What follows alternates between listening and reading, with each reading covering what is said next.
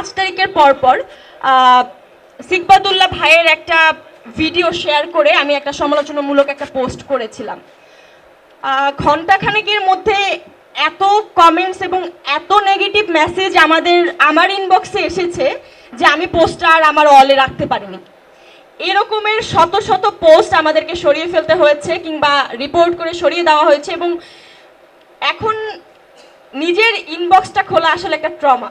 যারা আমরা অনলাইনে কথা বলি তারা মনে হয় না যে নিজের ইনবক্সটা খুব সচরাচর খুলি বা দেখি, চেক করা হয়। তো সেই জায়গায় যদি বলি, বাংলাদেশে অ্যাকশন এইডের একটা গবেষণায় দেখা গেছে প্রায় 63% নারী কোনো না কোনোভাবে অনলাইন হ্যারাসমেন্টের শিকার হয়েছে। মানে 100 জনের মধ্যে 63 জন নারী কোনো না কোনোভাবে কোনো না কোনো সময় এই ধরনের হ্যারাসমেন্টের শিকার হয়। তার মানে এই সমস্যাটা আমাদের দেশের অন্য খাদ্য, বস্ত্র, বাসস্থান থেকে শুরু করে অন্য সমস্যাগুলোর মধ্যে একটা গুরুতর সমস্যা। এবং এই সমস্যাটা ভৌতিকভাবে এতটা ভিজিবল না হলেও মানসিকভাবে এটার প্রেশার এবং চাপ খুবই দৃঢ় এবং দীর্ঘমেয়াদী। দেখা গেছে যখন একটা মেয়েকে এই ধরনের বুলিং করে অনলাইন স্পেস থেকে তার কণ্ঠটাকে রোধ করে দেওয়া হয়, যখন একজন নারী নেতৃত্বকে এইভাবে বুলিং করে তাকে থামিয়ে দেওয়া হয়, তখন আমরা একজন প্রতিবাদী নাগরিককে হারালাম, একটা সচেতন নাগরিককে হারালাম, একজন যোগ্য, একজন মানে এটাকে কি বলে আসলে নেতৃত্ব, নারী নেতৃত্বকে হারালাম। তো সেই জায়গা থেকে বলতে চাই, এটা উত্তরণের পথ নিয়ে কথা বলতে বলেছেন যেহেতু প্যানেলিস্টদের, তারপরও আমার কাছে যেটা মনে হয় এখানে কাজ করার জায়গাটা আসলে অনেক বড়। সেটা হচ্ছে, যদি রাজনৈতিক দলগুলো বিশেষ মোটা দাগে আসলে হ্যারাসমেন্টের শিকার হয়ে থাকে বিভিন্ন পলিটিক্যাল বিষয়গুলোকে কেন্দ্র করে, যখন পলিটিক্যাল স্পেয়ারে কথা বলা হয়, পলিটিক্যালি কারো সমালোচনা করা হয়, সেই জায়গা থেকে মোটা দাগে, আমি বলছি না পুরোটাই, মোটা দাগে, তো সেই জায়গা থেকে রাজনৈতিক দলগুলো গুরুত্বপূর্ণ ভূমিকা পালন করতে পারে বলে আমি মনে করি।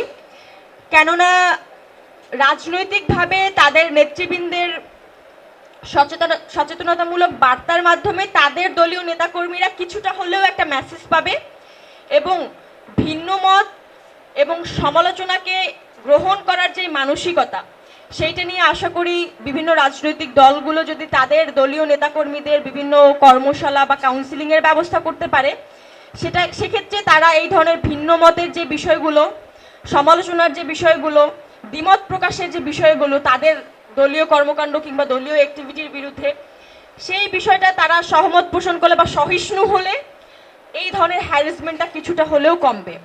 এবং সেক্ষেত্রে এখানে আমাদের দুইজন মাননীয় সংসদ সদস্য উপস্থিত রয়েছেন।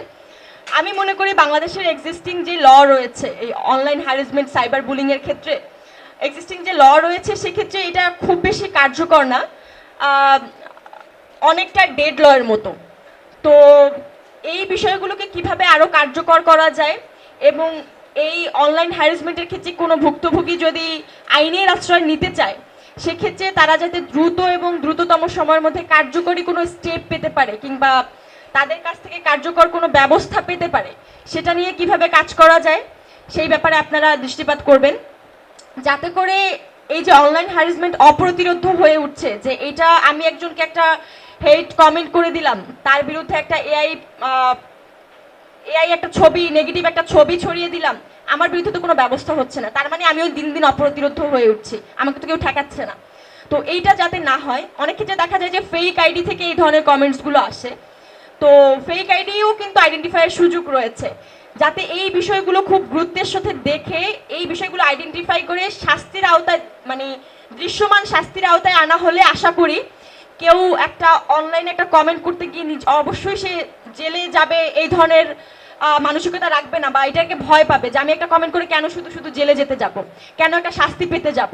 তো যখন এই ধরনের বিষয়গুলোকে অ্যাড্রেস করে আমরা শাস্তির আওতায় আনতে পারবো বা দৃষ্টান্তমূলক কিছু স্থাপন করতে পারবো, তখন আশা করি এই বিষয়গুলো রোধ হবে। পাশাপাশি আমাদের সামাজিক সচেতনতার বিষয় রয়েছে, সেটা শুধু রাজনৈতিক দল নয়, সর্বস্তরের মানুষজন যখন সামাজিকভাবে সচেতন হবে, এই বিষয়গুলো নিয়ে সচেতন হবে, তখন বাংলাদেশের অনলাইন স্পেয়ার থেকে আসলে এই সাইবার বুলিং বা হেট স্পেসের বিষয়গুলো আসলে কমতে শুরু করবে বলে মনে করি। সর্বোপরি এত সুন্দর একটা আয়োজনের জন্য আবারও ধন্যবাদ আয়োজকদের। এই বলে আমি আমার বক্তব্য শেষ করছি। ধন্যবাদ সকলকে।